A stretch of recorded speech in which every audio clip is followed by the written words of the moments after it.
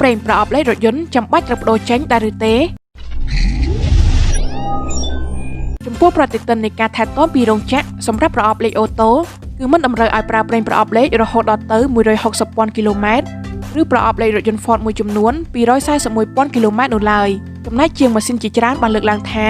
វាយូរពេកហើយដូចនេះគួរតែអនុវត្តបដូរវាយ៉ាងតិច 80,000 គីឡូម៉ែត្ររីឯប្រអប់លេខដៃប្រហែលជាអាចមានការបរិច្ឆេទខុសគ្នាដូចនេះវាគឺជារឿងល្អបំផុតក្នុងការពិគ្រោះយោបល់ពីករណីនេះជាមួយនឹងម្ចាស់រថយន្តផ្ទាល់ប្រេងប្រអប់លេខគឺដូចគ្នានៅគ្រប់រថយន្តកាលណាអាយុកាលនៃការប្រើប្រាស់លើកំណត់នោះវានឹងបណ្ដាលឲ្យខូចជាមិនខានម្យ៉ាងទៀតការប្រើប្រាស់វាក្នុងលក្ខខណ្ឌលំបាកដូចជាការបើកបរនៅតាមទីក្រុង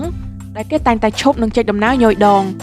ការផ្ទុកនឹងអូសសម្ដៅធ្ងន់ក៏នឹងនាំឲ្យឆាប់ខូចឬអស់អាយុកាលប្រើប្រាស់ផងដែរប្រសិនបើអ្នកបើកបរក្នុងលក្ខខណ្ឌដាក់ទម្ងន់ខ្ពស់អ្នកគួរតែត្រួតពិនិត្យកម្រិតប្រអប់លេខឲ្យបានញឹកញាប់ហើយជួសជុលពិនិត្យប្រេងហ្វ្រាំងផងដែរប្រេងប្រអប់លេខជានិច្ចកាលគឺវាមានពណ៌ក្រហមប៉ុន្តែក៏អាចប្រែមកជាពណ៌ផ្សេងៗដែរហើយខណៈដែលវាអស់អាយុកាលនោះក៏ទទន់ទៅរកពណ៌ខ្មៅវិញ